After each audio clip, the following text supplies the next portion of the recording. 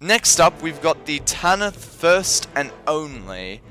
Now, the Tanith First and Only are, well, in perspective of,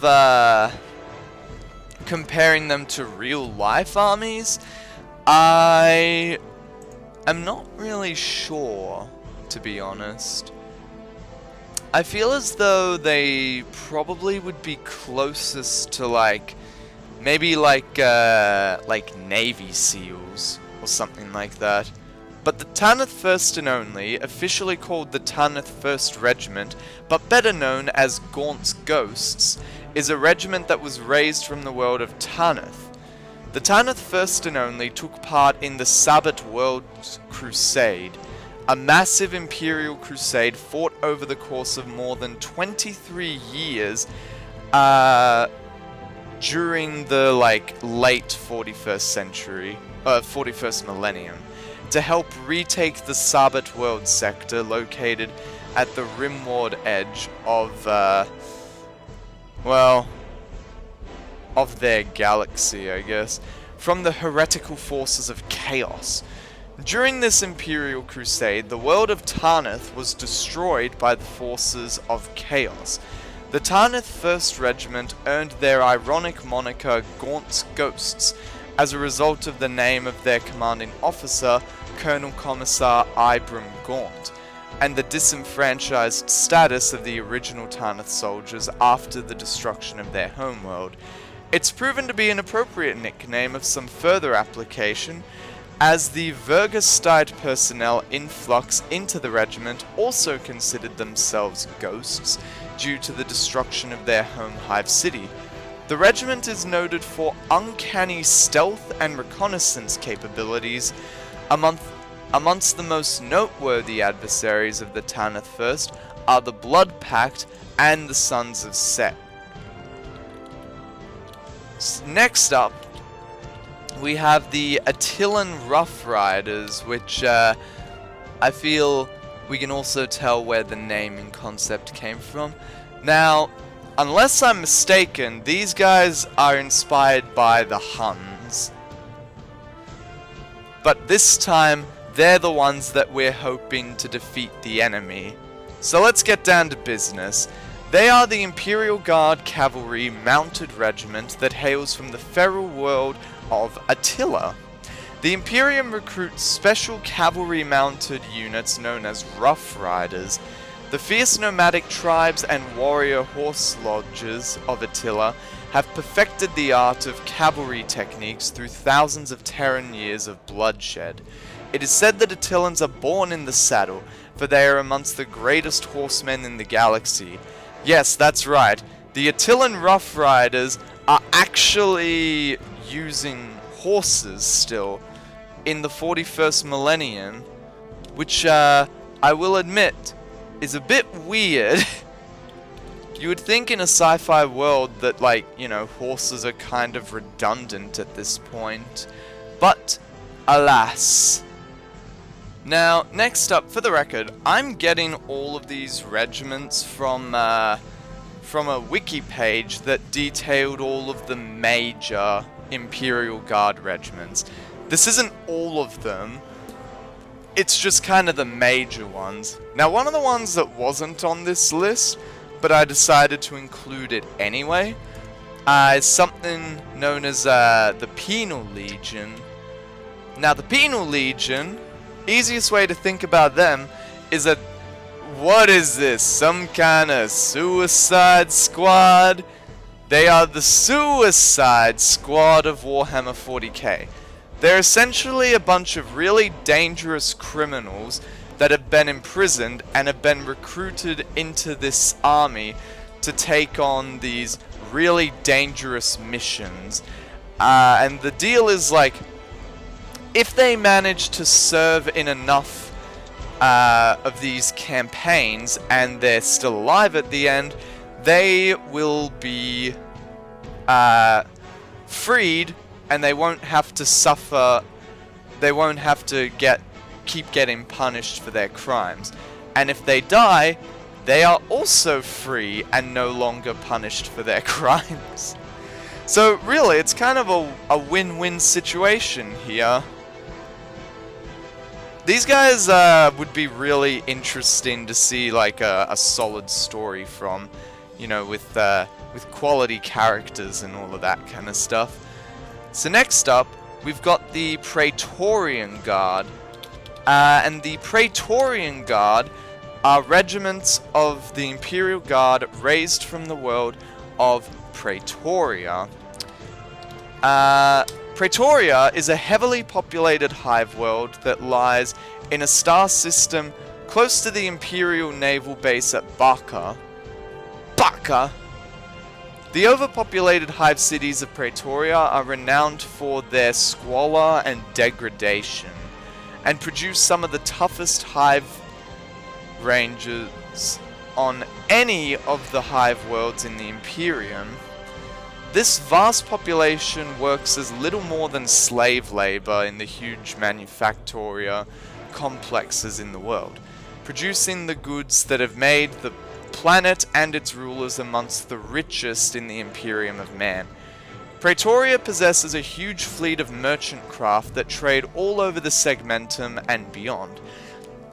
Imperial Guard regiments raised on Praetoria are renowned for their iron discipline and bravery, even in the face of the most overwhelming odds.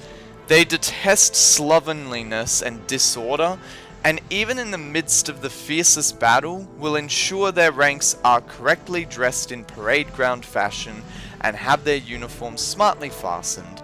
The planetary lords of Praetoria hold it is only through fearsome training and draconian punishments for the most minor infringements that the hive-toughened inhabitants of this planet can be made to follow orders and they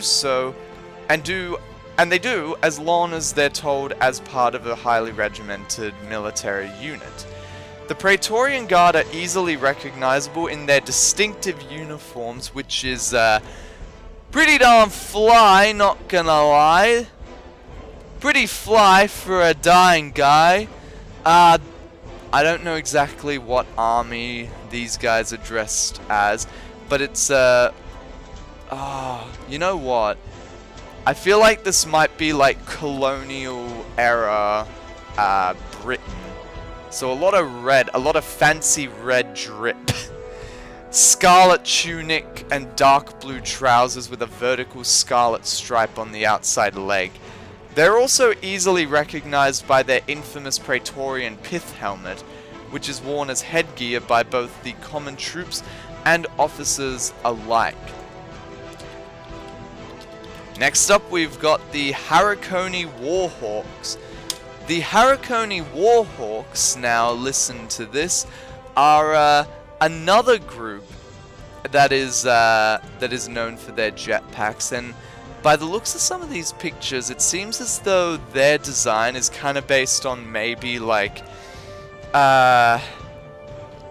Afghanistan US soldiers. Or like US soldiers serving in Afghanistan, which is quite topical right now, but hey, this is fiction. This is 40,000 years into the future. The Harakone War Hawks are elite airborne regiments of the Imperial Guard, raised up from the Imperial world of Harakon, a low-gravity planet with impossibly tall hive cities. The Harakone use grav gliders to hunt vapor worms in the valleys below their hives.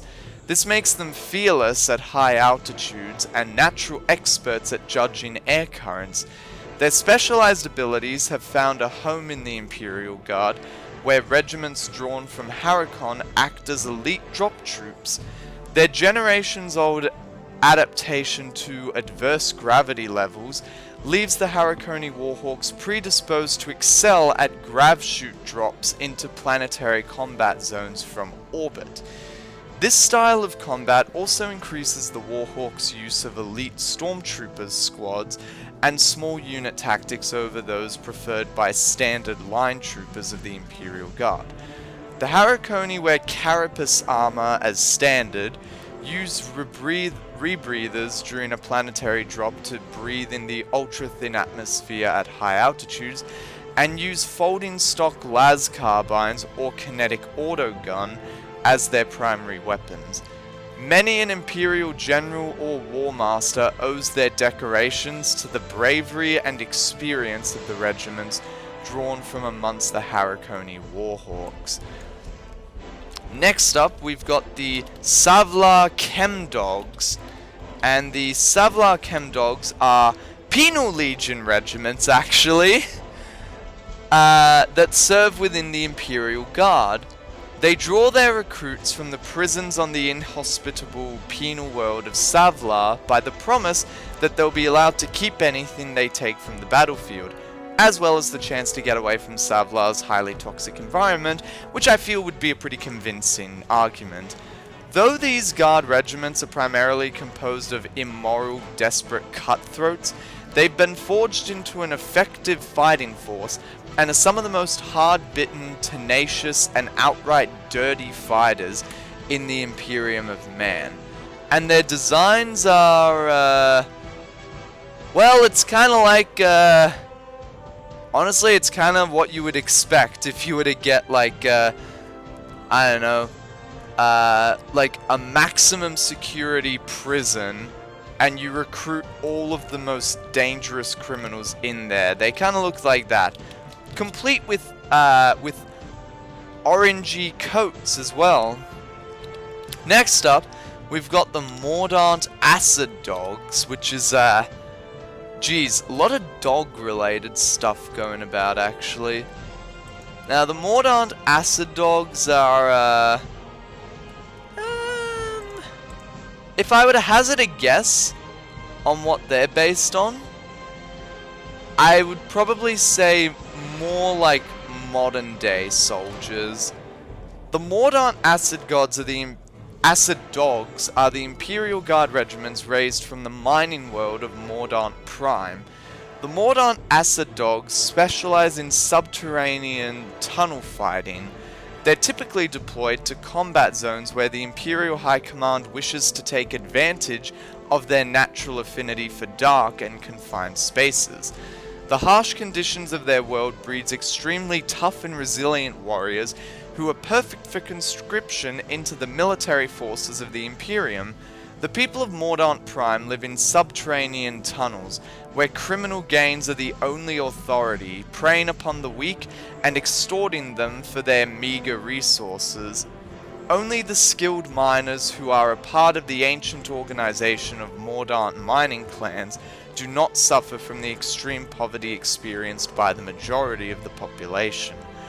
The miners contract local manual labor, paying them only enough to acquire the most basic of necessities, so they only get minimum wage, which forces them to live in rustic shacks in the shanty caverns of the world.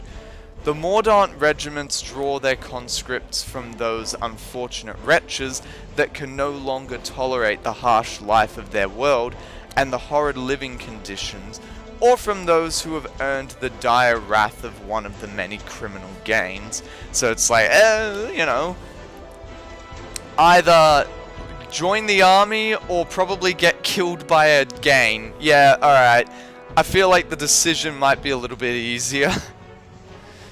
Oh boy. The next up, we got the Brontean lawn knives, which, as you would probably expect, are very much big knife enthusiasts. As far as what they're inspired by, I don't actually know if there is a real-life army that they're inspired by. But the Brontean lawn knives are conscripted in large numbers from the hive world of Bronte.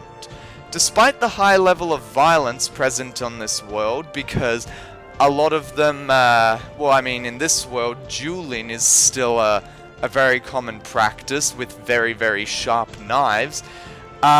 Surprisingly enough, the population of Bronte is unusually self-disciplined. The people of Bronte favor an assortment of blades over ranged weapons, which typically leaves their bodies scarred during the course of ritualized mass battles. using these big pointy things. These scars are proudly displayed, however, much like Mr. Zass after just killing someone, serving as a mark of experience of an individual warrior's prowess and experience in battle. Next up, we have the Drukian Fen Guard, and the Drukian Fen Guard are the regiments of the Imperial Guard that hail from the Imperial world of Druk 6. What are they based on? Well, I'm glad you asked. These guys are Scots! They're Scotsmen! They are true Scotsmen prancing about with their kilts and their highlands and their bagpipes. I feel like, okay, you know what, I'm gonna have to do the rest of this spiel in Scottish.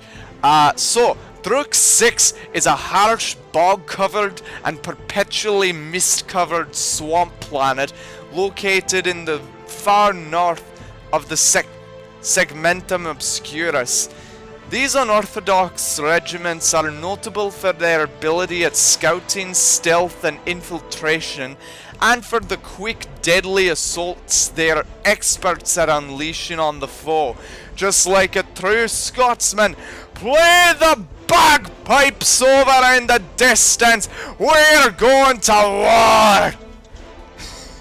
Recently, the Drukian Fen Guard committed 16 companies in the defense of Cadia and its surrounding star systems, commanded by Abaddon the Despoiler during his 13th Black Crusade in 41999, the son of a bitch. These companies were commended for specialized actions in 12 noxious war zones, as we should! Yeah, okay, so I think I've decided what type of music I'm gonna be using for this part here.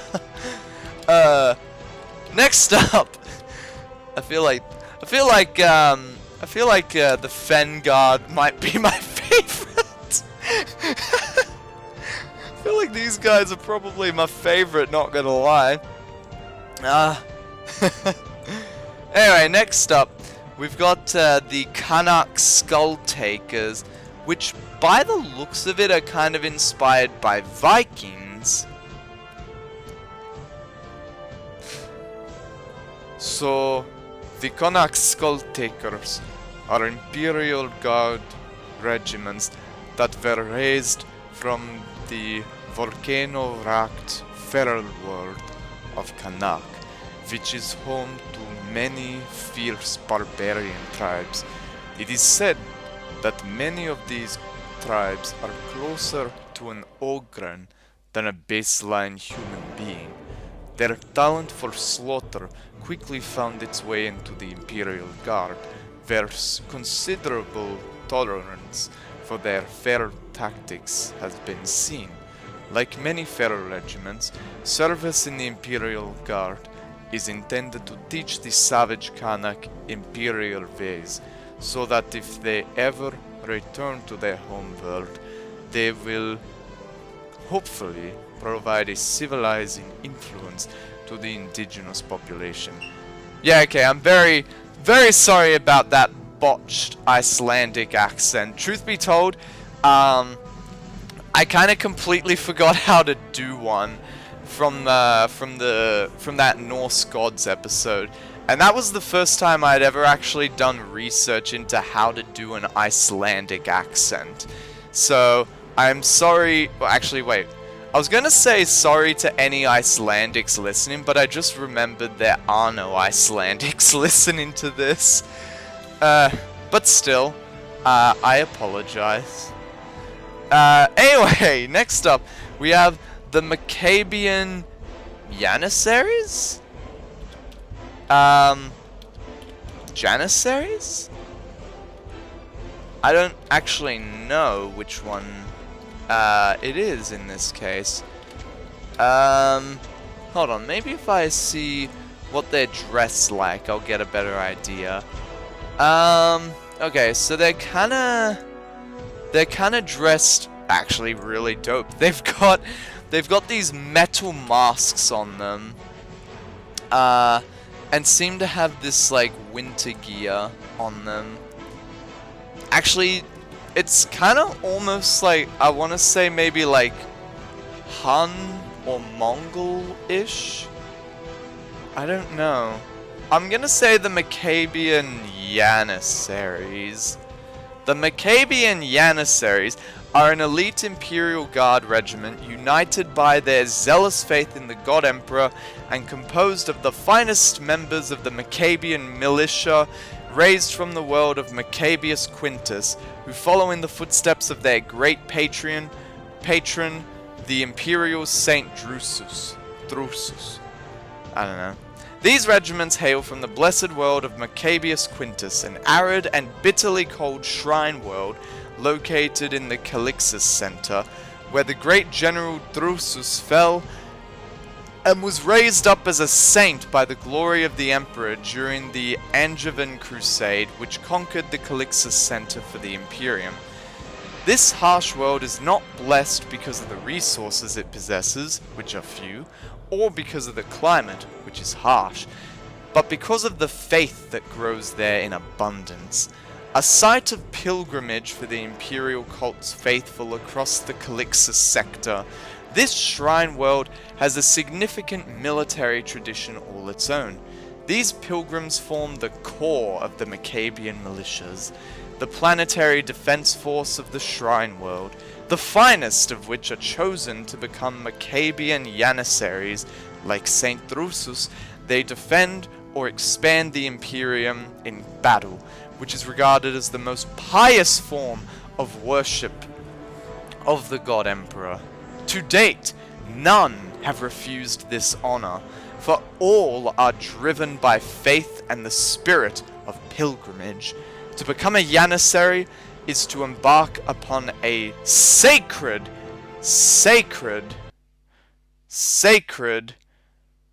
I've lost where I was. Become a Janissary is to embark upon a sacred pilgrimage of a different sort, carrying the Emperor's wrath to dark and distant places. They are truly fighting the good fight out there.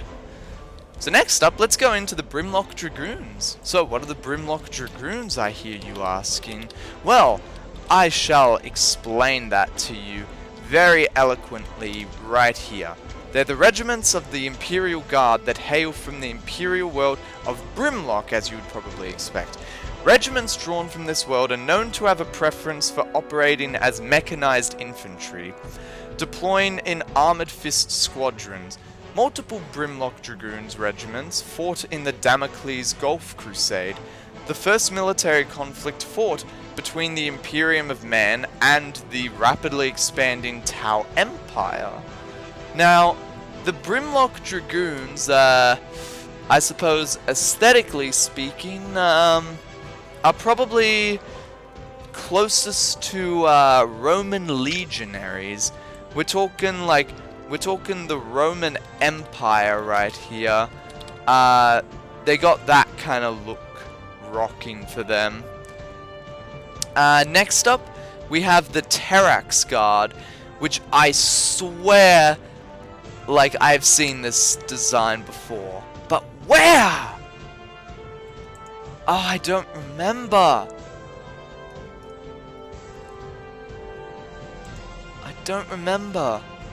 But they do have a look to them. The Terrax Guard are the elite regiments of the Imperial Guard raised on the world of Terrax, the site of a major Schola Progenium facility. The Schola Progenium train many Imperial agents for war, most notably the elite stormtroopers and commissars, which are kind of like your leaders, your captains. And their methods are rigorous and effective.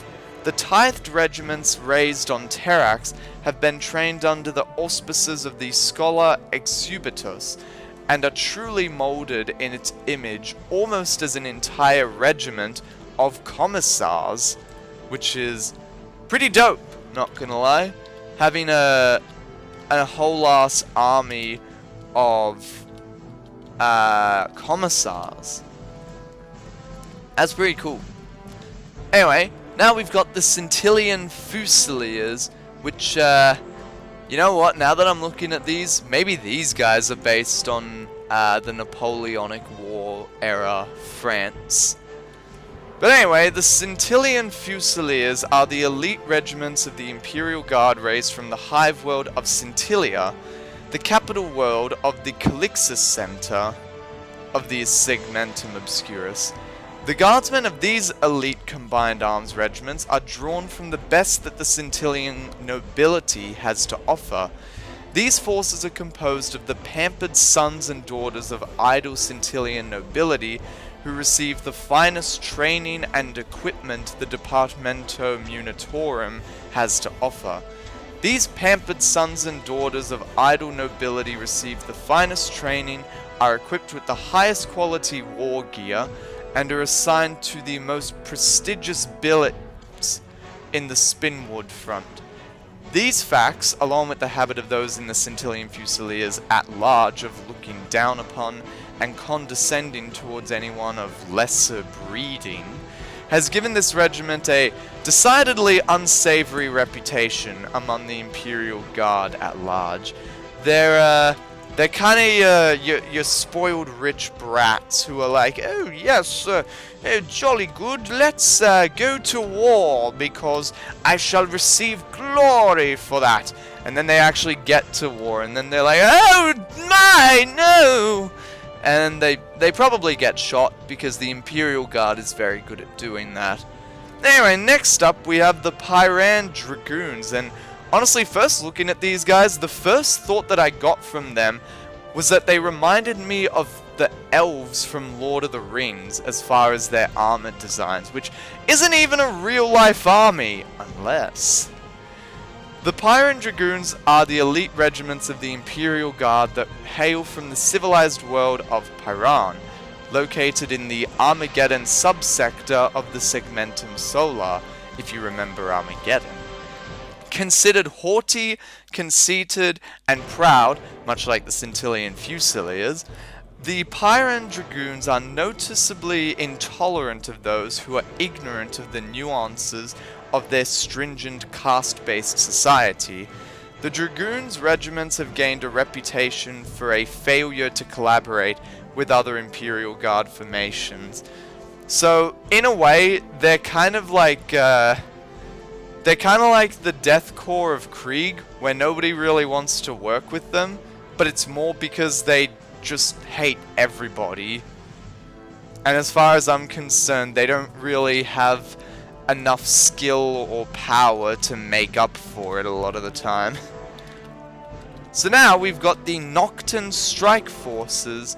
The Knockton Strike Forces are the elite regiments of Imperial Guard raised up from the world of Knockton, and honestly these guys kind of also remind me of like Germany. I don't know, is it like the dark grey bluish type of designs? I don't know. A lot of these are reminding me of like at the very least World War II, which I suppose makes sense. These silent warriors, as you might expect from the name Knockton Strike Forces, are adept at stealth, cover and concealment, night raids, and guerrilla tactics. The night vision of these troops is exceptional, and their dark skin adds to the elaborate camouflage they don as they assault an enemy position.